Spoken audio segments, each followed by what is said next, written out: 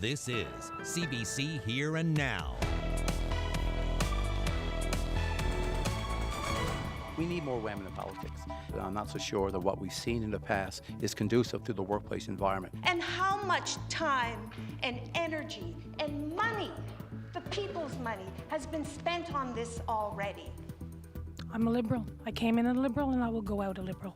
Tonight, the reports have been released. And another MHA is called out for bad behavior.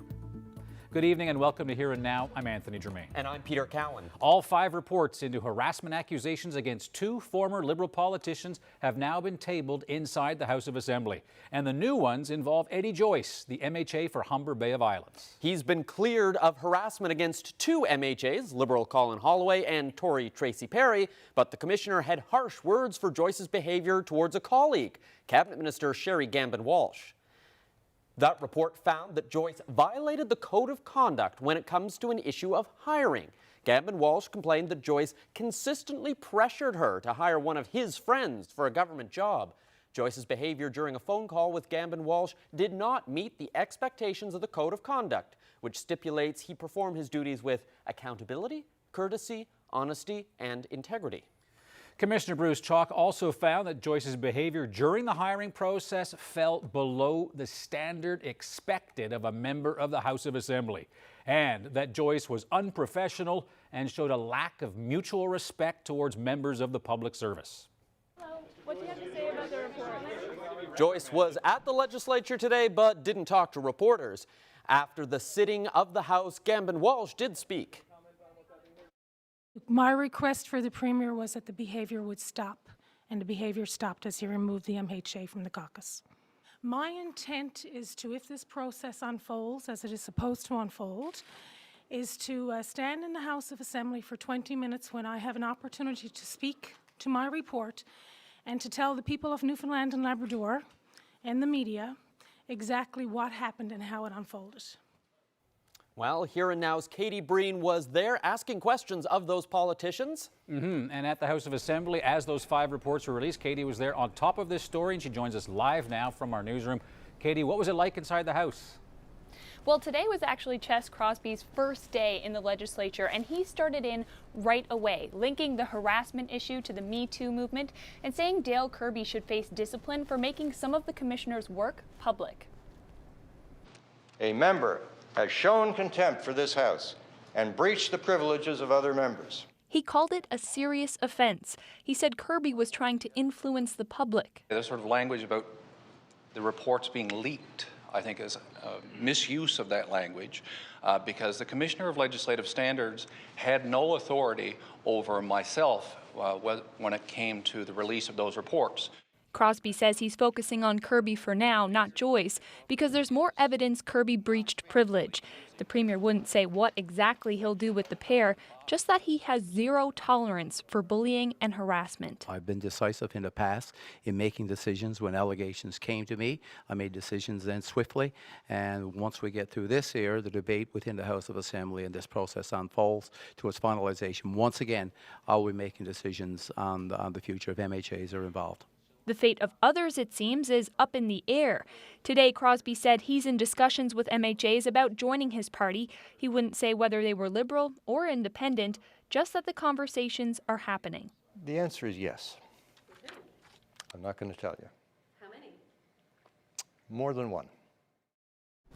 All of the reports are public now, so MHAs can read them tonight. The House reopens tomorrow, where debate is expected to start. Reporting live from the newsroom, I'm Katie Breen for Here and Now. The Commissioner's report also cleared Eddie Joyce of harassing and bullying Tory MHA Tracy Perry. She had complained about his behavior. In an exclusive interview with Here and Now, she says even if this behavior didn't violate the rules, it's still unacceptable in politics and the standards need to change. I came forward only to say, yes, there is a culture of bullying and intimidation in politics. I don't believe it's unique to just Newfoundland and Labrador, but I do believe the time has come, the day has come, when we need to say this is not how we want politics to be. So for me, it was not about any individual. It was not about politics. It was about today and tomorrow and improving the work of parliamentarians for all people for all time. And we'll have Peter's full exclusive interview with Tracy Perry in about half an hour. Now, still with the story, we already know that MHA Dale Kirby was cleared of all but one allegation that MHA Pam Parsons leveled against him. And that involves a comment that he made while smoking marijuana with her at a Liberal convention in Gander in 2016. And this afternoon, I asked Premier Dwight Ball how he felt about that. If you were to learn that one of your MHAs and a cabinet minister smoked marijuana before it was legal, what would you do? I expect MHAs to follow the law. MHAs are held to a higher standard. There's laws in place. I'm not a cannabis user. I said that publicly many times. But regardless, we still must obey the law. These are lawmakers, and we expect lawmakers to obey the law. It's almost 9:30 and these students are still not even in class. No, they're not late. It's just a later start to the school day. If anything, I'm going to bed later because I have more stuff to do. I'll explain what's going on. I'm glad somebody gets to sleep in a little bit. Yeah, so how are you? I'm doing well. How are you doing? Good, excellent. Beautiful weather today. Right? It was one of those fall days where you could actually go out, enjoy all that fall foliage that's out there. Please tell me we get more of them. Yeah, less wind, too. Lots of pressure. Yeah. Well, it depends on where you are over the next couple of days. If you take a look at the weather on the way, if you like snow in Labrador, you're in luck because there's lots more of that on the way over the next 24 to 36 hours. Unfortunately, again, if you like it, though, it's probably a good thing for you. There is a wreck house warning in place. I'll tell you when those winds are going to pick up.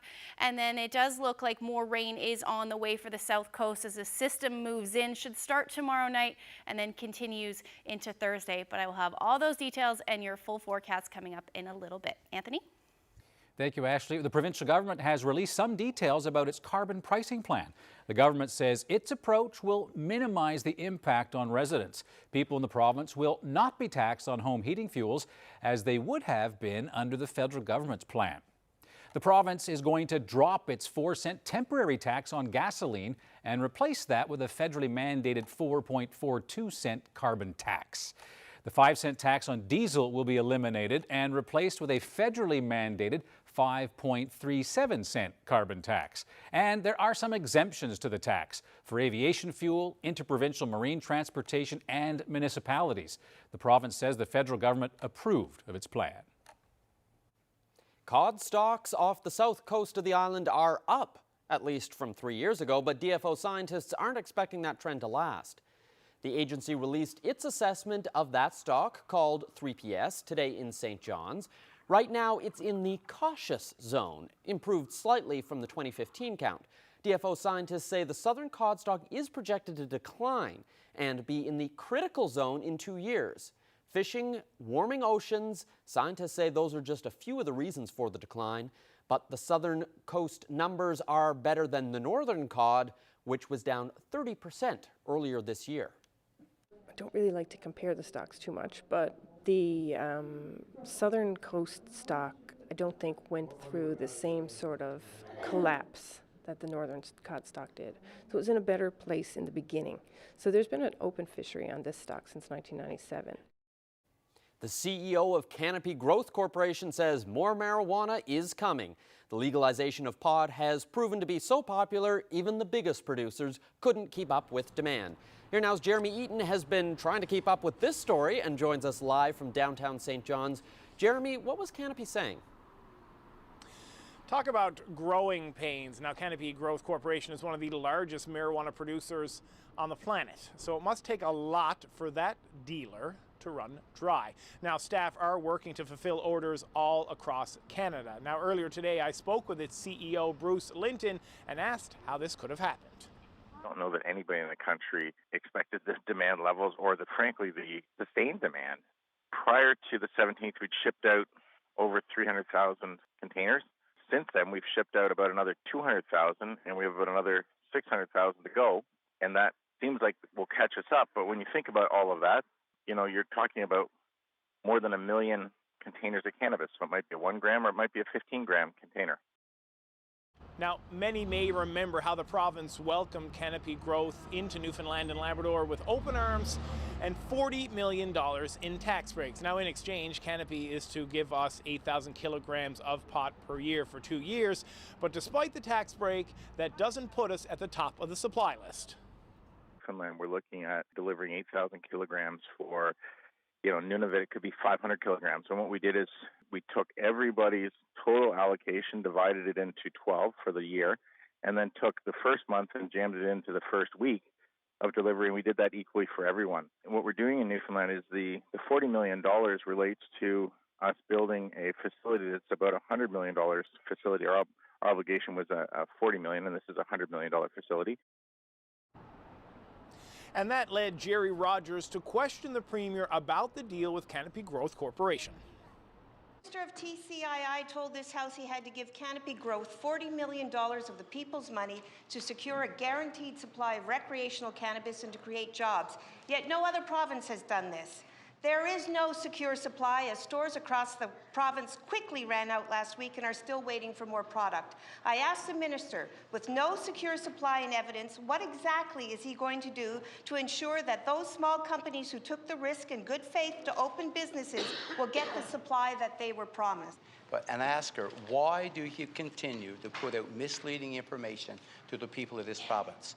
There is no government check going to any cannabis producer. You're saying she knows that. She just said she knows that. But indeed, when you listen to the question, it didn't say that. No money coming from government to any cannabis producer, Mr. Speaker. The option was you import it, Mr. Speaker, or do you set up an industry for Mr. Speaker? So just to give you an example, if there's $3 that will come into NLC from this production facility, $2 of it will go to NLC, $1 would go to the facility, Mr. Speaker. That is how this is being paid for, Mr. Speaker. The other option was to import it from New Brunswick, Mr. Speaker, and the member opposite is wrong because other provinces have put in programs to attract investment for cannabis producers. Linton says that these problems will sort themselves out. He also hopes by next Wednesday, a week from tomorrow, that things will be rolling along a lot smoother than they are now, and independent retailers in this city and across the province are hoping for the same. Now, there was a lot of talk about this today. Confederation Building and Finance Minister Tom Osborne will share some of his thoughts coming up. Back to you in the studio, Anthony. All right, Jeremy Eaton. High school students in Corner Brook are getting a late start this year thanks to new class times. With so much talk about teenagers needing more sleep, you might think they'd be happy about this, but as Here Now's Colleen Connors reports, it's quite the opposite. Every morning, grade 10, 11, and 12 students, all 900 of them, pile into Corner Brook Regional High School. These students aren't tardy. Class hasn't even started yet. The school district moved the start time back by almost half an hour, hoping teens would get more sleep and be more productive in class. Like the 25 extra minutes hasn't really changed any of my sleep patterns. If anything, I'm going to bed later because I have more stuff to do. Well, now that class doesn't end until 3:25, her piano lessons and part-time work shifts run late into the night. I think it is because of my evenings and afternoons are so busy. Like work, once again, keeps me late, and then homework and studying, and I have a heavy course load this year, and it's just everything just keeping me late into the night and doing stuff, and it's really cut down on any time that I want to spend with friends or family in the evening as well. The school district changed the times at Corner Brook schools because scheduling was easier there. They own the buses. But these students would not recommend it. Yeah, it sort of pushes everything back, which it kind of forces you to go to bed later, and then the extra 25 minutes in the morning doesn't really make up for it. For me personally, I don't really enjoy it, so I don't think other students would either. Administration says it's too early in the school year to know if grades are improving. Students seem to be coming in on time, or more students coming on time. Anecdotally, we're getting some positive feedback from some parents and some students that they do enjoy the later start times. The school district says the later start time is permanent here and won't be reversed. It plans to enforce 9:20 start times at schools across the province eventually. Well, it seems from the hallways here at this school, the students could really care less about the late start. Actually, they'd much rather get out of class a little bit earlier. Although it's early in the year and hard to say, They say they would much rather have it back the way it used to be. Colleen Connor, CBC News, Corner Brook. Well, an early winter may not be welcome by all. It's certainly welcome here in Labrador City at the Menahek Ski Club. I've been in this town for 43 years, and it's the first time that I've skied this early. It's just totally awesome. I'll have more on that coming up on Here and Now.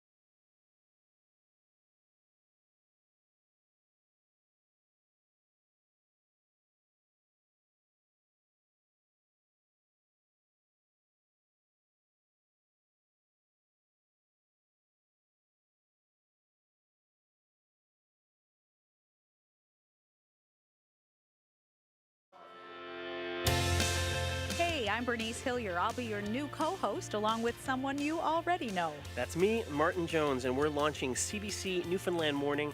We're so excited to be part of your mornings with this brand new show. And I am thrilled to be part of this new team. We're keen to tell your stories. Plus news, weather, everything you need to get your morning going. CBC Newfoundland Morning. Join us each day, same time, same station, new team. Weather update is brought to you by Harvey's Home Heating. Complete furnace replacement if yours cannot be repaired. That's furnace freedom. Visit harveyshomeheating.ca for more.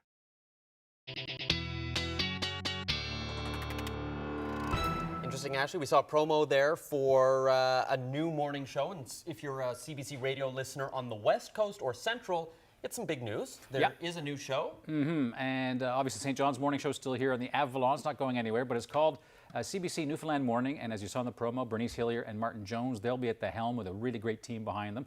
And that show is going to reach listeners in western central Newfoundland as well, on the Northern Peninsula and in parts of southern Labrador. So brand new show, and make sure to tune in when it has its big launch next week. Coming up next week. And it was an absolutely beautiful day across much of Central and the West Coast. People getting a bit of that nice fall weather that is so infrequent here. Yeah, I don't know if you guys saw the moon last night. Maybe we could take a look at the harbor and see if we can see the moon. Oh yeah, there it is. Full moon. Beautiful. Again. Yeah, gorgeous shot there. Our a live shot out there. You know, temperatures today quite nice. If we take a look at what we saw high-wise, about 7 degrees this afternoon in St. John's. We've got similar temperatures right across the board on the island, and then up through parts of Labrador. Those temperatures still sitting in the minus single digits this afternoon.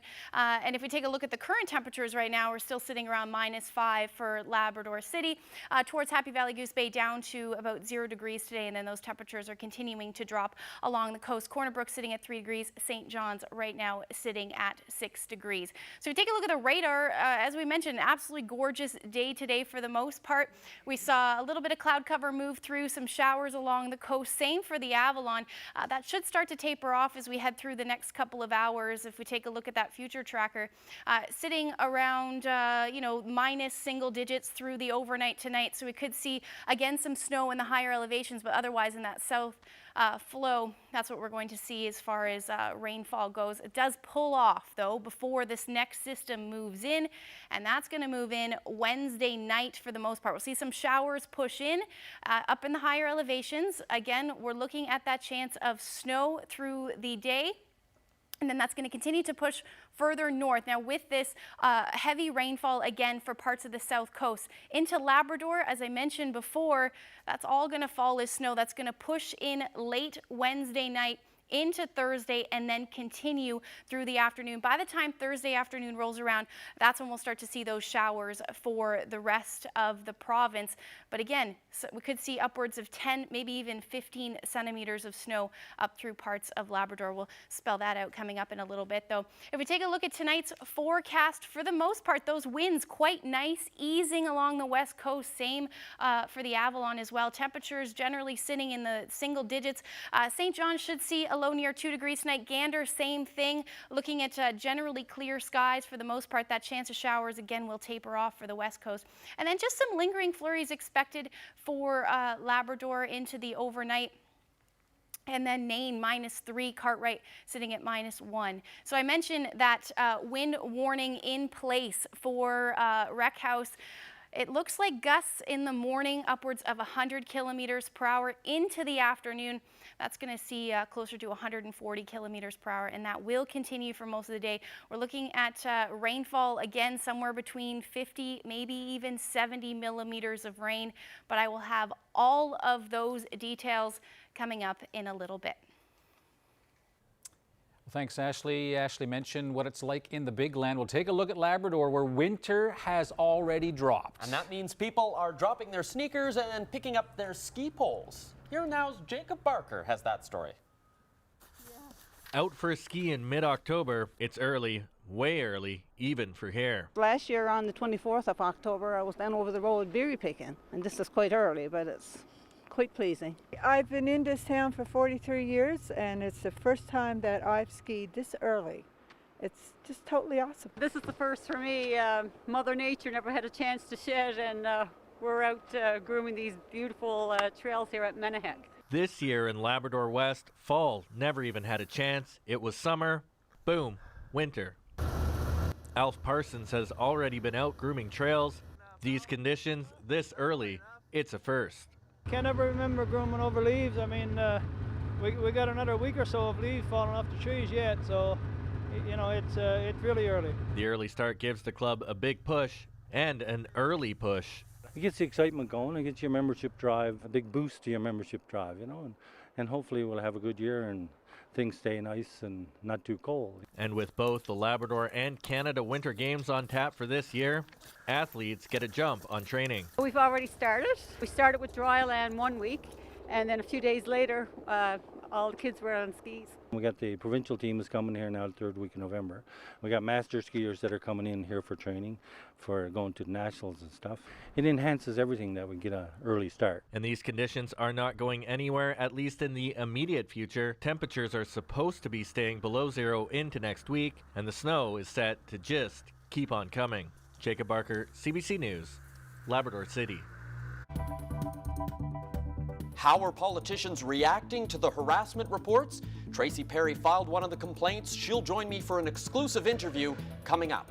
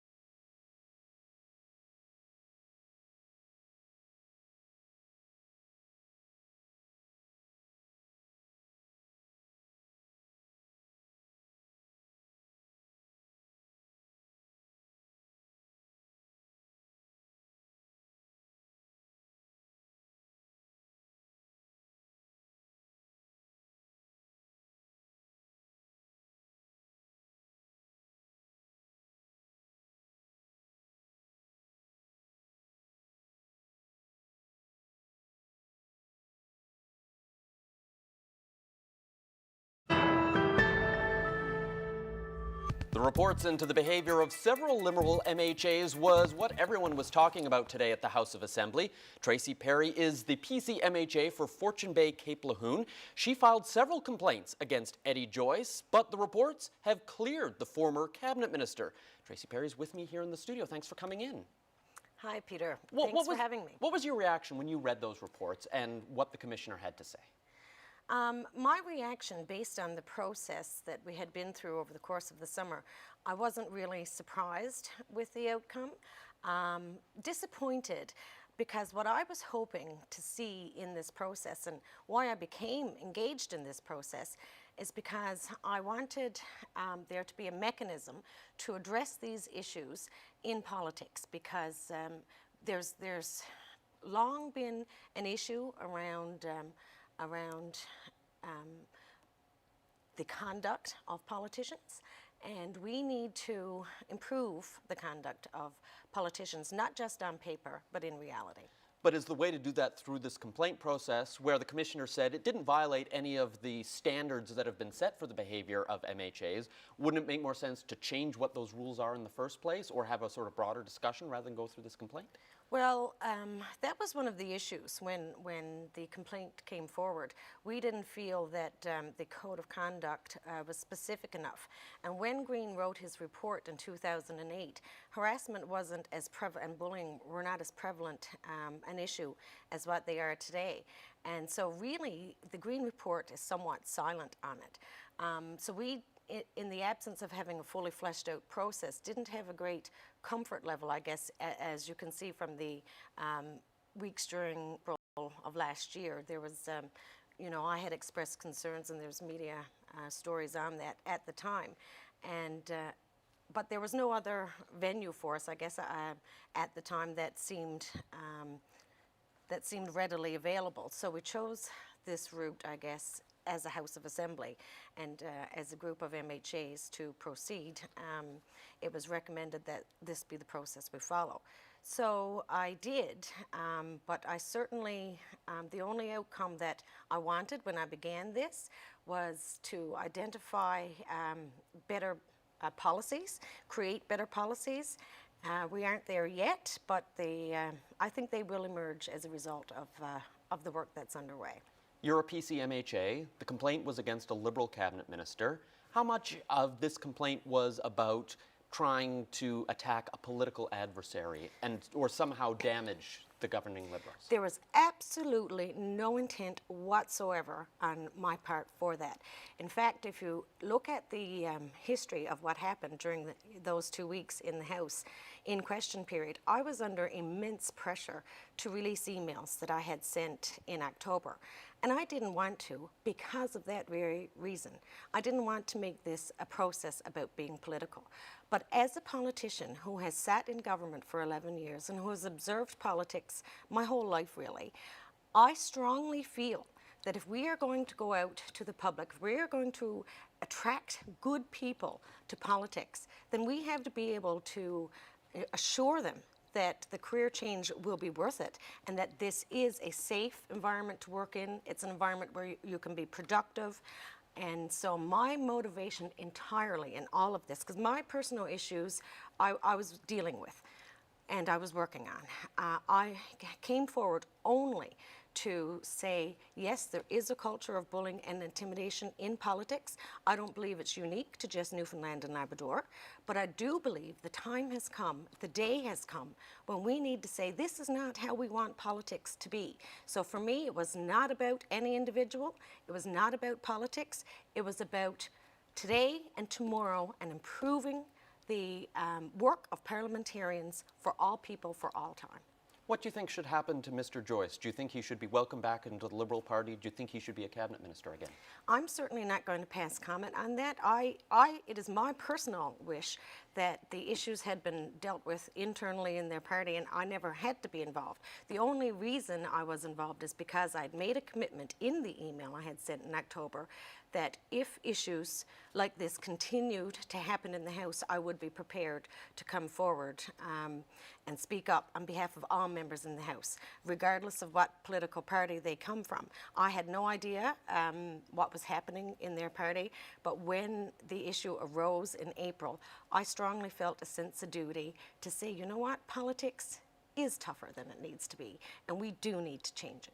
But you'd have no issue dealing with Mr. Joyce as a cabinet minister again when you want to go and lobby for issues in your district? Only if the Premier was able to assure us that the type of behaviors we experienced in the past would not continue. Okay, well, thank you so much for coming in and sharing your thoughts on this report. Okay, thank you. The provinces have been able to keep up with demand. One of the things going into this, and I've been very clear, is that none of the drug dealers have told us what the supply requirements will be. A new industry struggling to keep up with demand. The Minister of Finance responds to the shortage of legal marijuana.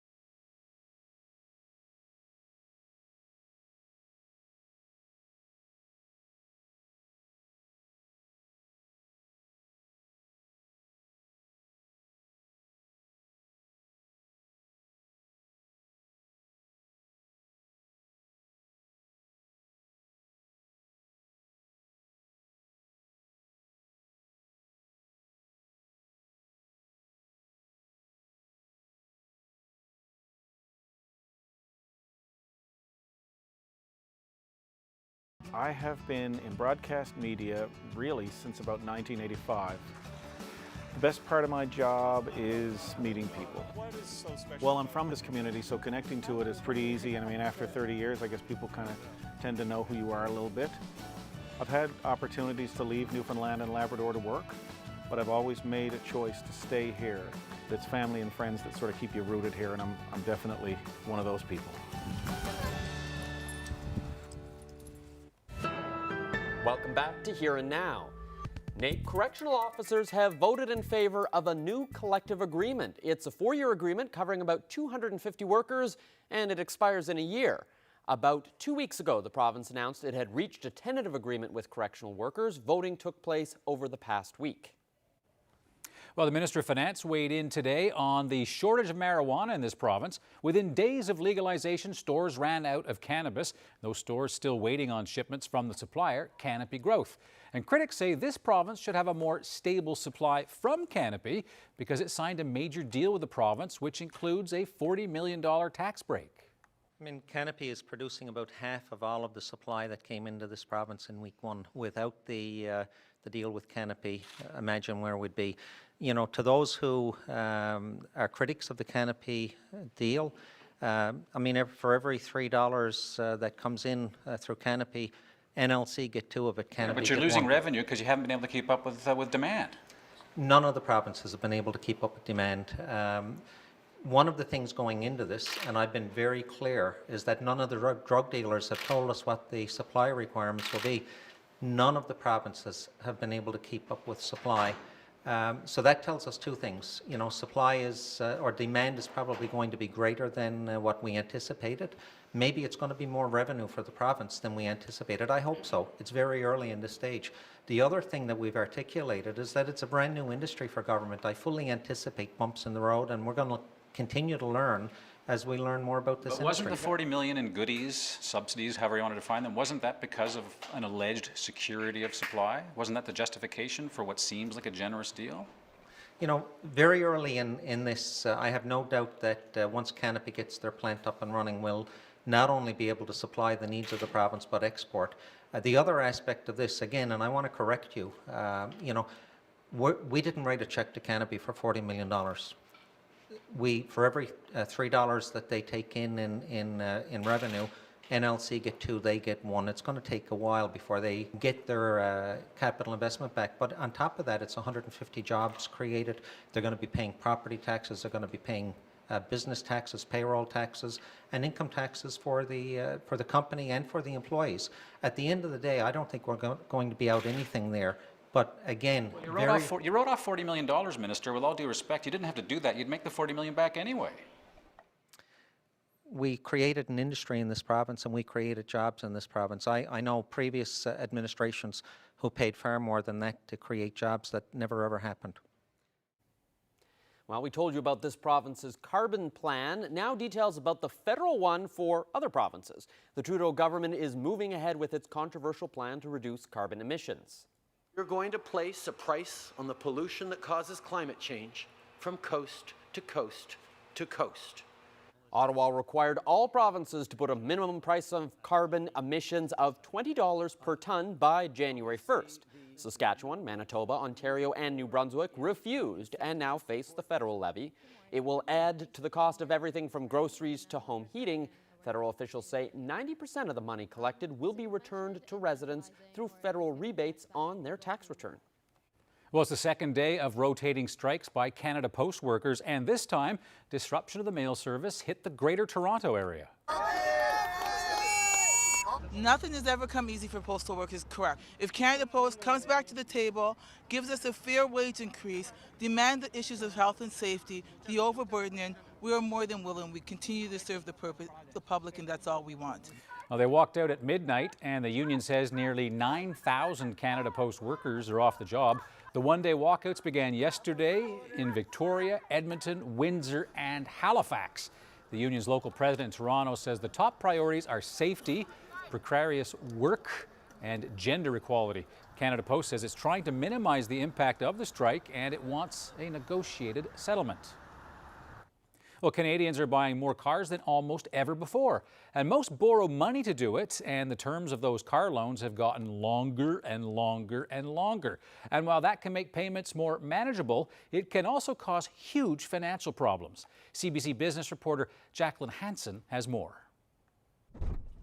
24-year-old Jackie McDonald used to commute to work in a Chevy Cavalier she got for $1,800. That was well past its prime. It just wasn't reliable. So McDonald decided to buy a brand new Kia. She borrowed $32,000 to do it, financed over 7 years. It felt scary. That's not the kind of money that you would just spend any day of the week. Most Canadians borrow to buy a new car. At the start of this year, 56% of loans on new cars were at least 7 years. But sell or trade in early and the borrower could owe more than the vehicle is worth. It's called negative equity. 1/3 of people who trade in their vehicles have it, adding about $7,000 onto their new loan. Financial planner Rona Birnbaum has seen some people like McDonald get trapped by long-term loans. We know that you can lose your job, or other costs in your life can go up, or you might have a child a little earlier than you thought you were. Life changes. As interest rates rise, consumers will also get squeezed by higher debt payments and likely pull back on future spending, especially big-ticket items. If that's the case, you're not buying a new car. You keep the old car. You do that, I do that, many other people do that, and then we have a situation in which the old car industry is facing reduced demand. Back in BC, Jackie McDonald isn't fazed by 7 years of car payments. I have every intention of keeping the car for the life of the vehicle. It's not something that, we want to upgrade in a few years. So the biggest purchase she has ever made may be the only big one for some time. And if other Canadians continue to buy into long-term car loans, it could ultimately create challenges for the economy down the road. Jacqueline Hansen, CBC News, Coquitlam, BC.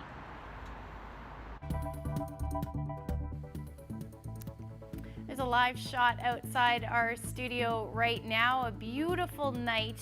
It looks like tomorrow pretty similar to what we're seeing today. It's nice. That's our new recently legalized blurry cannabis cam on top of the roof there. Yeah, the winds are going to pick up though for parts of the south coast. I'll have all those details coming up.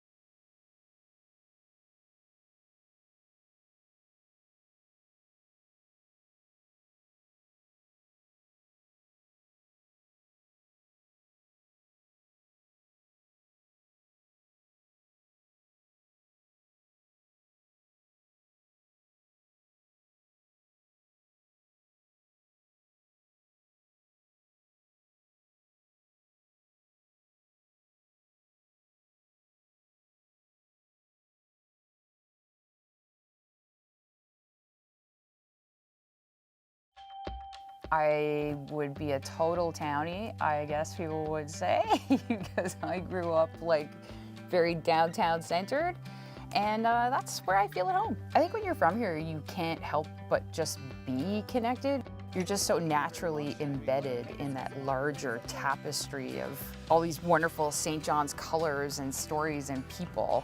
Good morning, 7:05. You're listening to the St. John's Morning Show here. Hosting the morning show is awesome because we're the first up. We get to wake people up in the morning, and it's kind of interesting because you come in here and it's so quiet, there's nobody else around, yet you are your listeners' company for the morning. So, I don't know, you feel that connection with people, I think. We're going to take this step by step. The best part of living in Newfoundland is there is no end to interesting stories that come from here. There's a lot going on here, and I think every day we're just trying to figure it all out.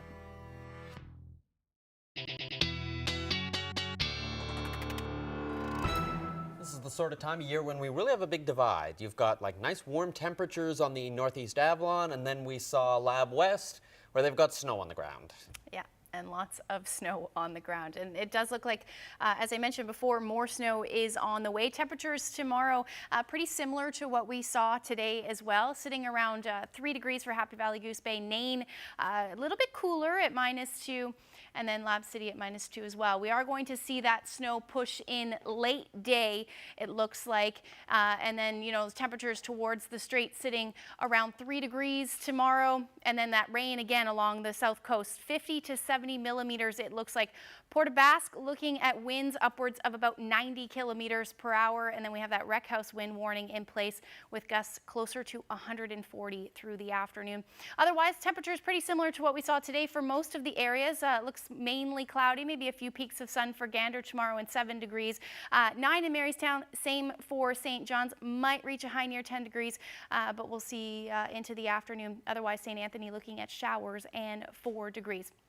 So taking a look at the futurecast, again, those showers in the morning and then more so into the afternoon towards the evening hours. In higher elevations, we could see that chance of snow. And then the strongest or the heaviest rainfall will move in late day Wednesday and then continue on Thursday.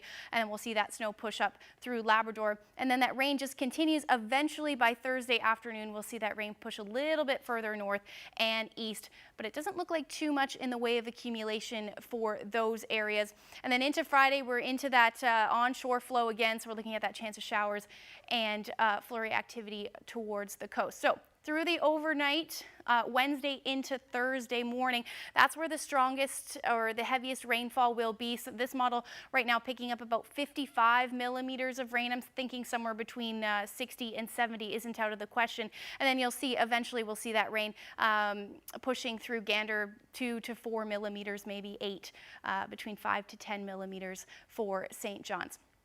So as far as what we're expecting snowfall-wise, it looks like most of that snow will push in Wednesday night into Thursday, and quite a lot will fall through the afternoon. Somewhere between 10 to 15 millimeters, centimeters isn't out of the question.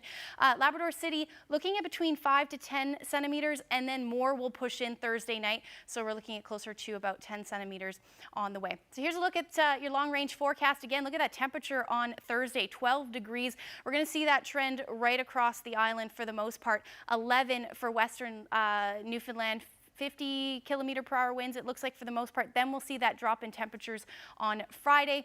Same thing for central portions of Newfoundland, 6 degrees by the time Friday rolls around. We're looking at about 10 millimeters of rain, and then into Labrador again.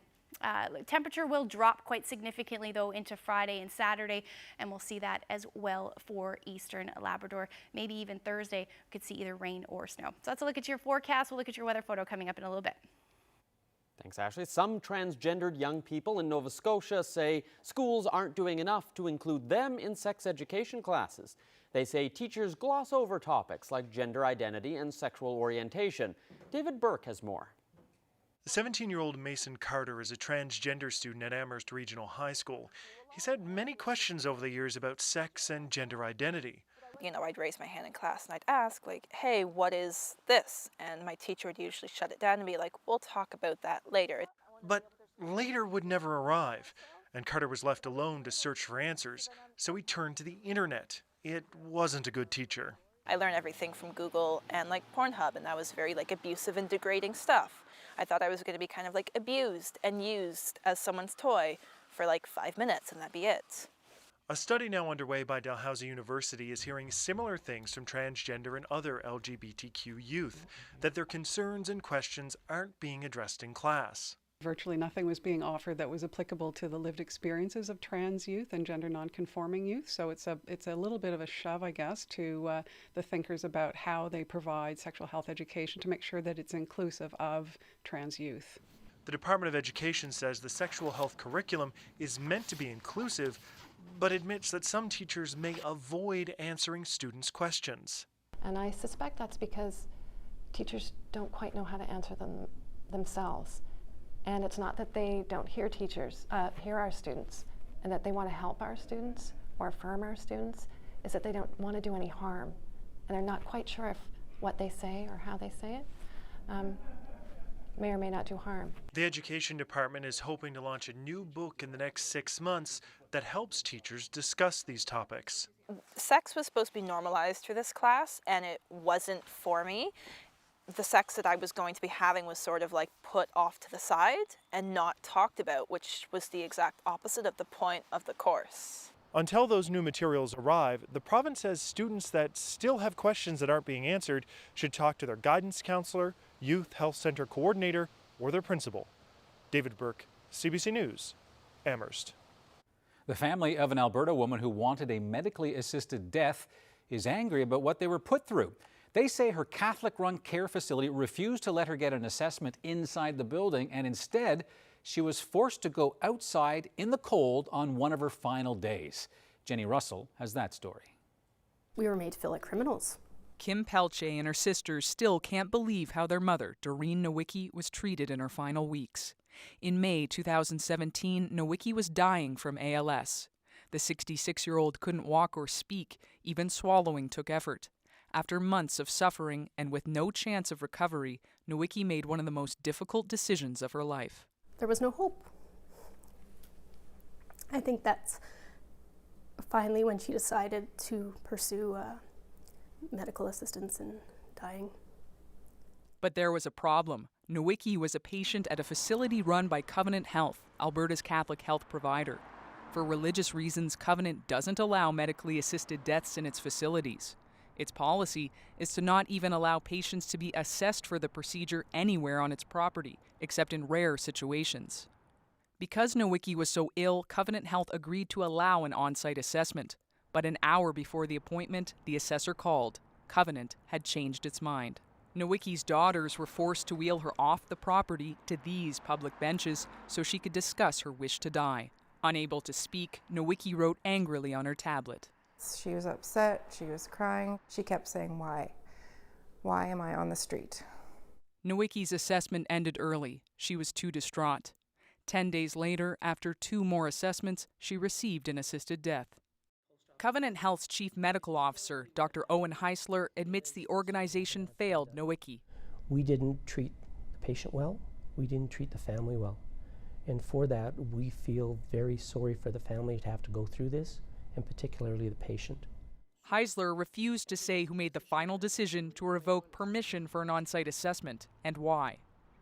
Nowicki's family says no one apologized to or even contacted them. It was incredibly horrible to go through this, where you feel your loved one is not treated fairly and in fact treated unjust and inhumane at their most vulnerable stages of life. I just want a better system. I don't want this to happen to anyone else. Heisler says Covenant Health has improved its communication to ensure it doesn't happen again. But Nowicki's family wants more. Jenny Russell, CBC News, Edmonton. Well, I don't know about you guys, but I never met a sunset I didn't like. Look at this shot here. What a beauty. Beauty. Well, it's in or on White Bay, this area. Okay, I'm silent because I'm trying to think now, where is it? I've seen those rocks. Have you? I've hit those rocks. It's gorgeous. Yeah, we'll tell you exactly where this is coming up after the break.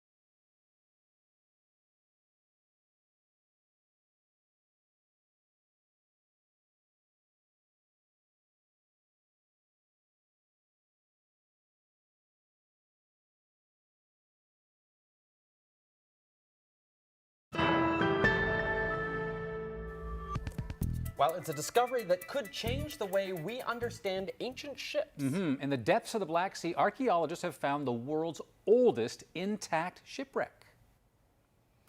Check this out. Yep, there it is. It's been sitting on the seabed 2 kilometers down for at least 2,400 years. It's believed to be a Greek vessel, complete with mast, rudders, and rowing benches. Researchers say that the lack of oxygen preserved the wreck, but it's unlikely the entire ship will ever be brought to the surface because it's so fragile. Yeah, I wonder if they can do that thing there where they make a tank, stick it in a tank, and then bring it up and try to ship it somewhere. And engineers can do anything these days. I want to know what's on board. Some honey. That's always the question. 4,000 years old. Wine. Which Very well-aged wine. Yeah, exactly. Might have gone off by now. But It might have, yeah. That's incredible. That is incredible. Yeah. Interesting. Well, just before the break, we showed you the weather photo. We'll take a look at that again. You still don't have any guesses? Well, you gave us a little hint, so you may as well zoom in and make us look more idiotic. Oh, Westport. Yeah. That makes sense. Yeah, does it? Why, Peter? Yeah. Because you've told me the answer now. Yeah, it's a gorgeous sunset there. Thank you, Carolyn Jacobs, for sending that photo in. If you have any weather photos you want to send us, send them to nlphotos@cbc.ca, and we'll try and get them on the show. See if you can top that photo. Yeah. It's hard. It's true. That's beautiful. That is a gorgeous sunset. It's a pretty one. Interesting day in politics. Of course, tomorrow, big day at the House of Assembly once again. For all of your coverage of what's happening in politics, make sure to tune in to Here and Now. Tomorrow, I'll be up there with Katie again, I suspect. It's going to be a busy day. Absolutely. Thanks so much for watching. Have a great night. Good night. See ya.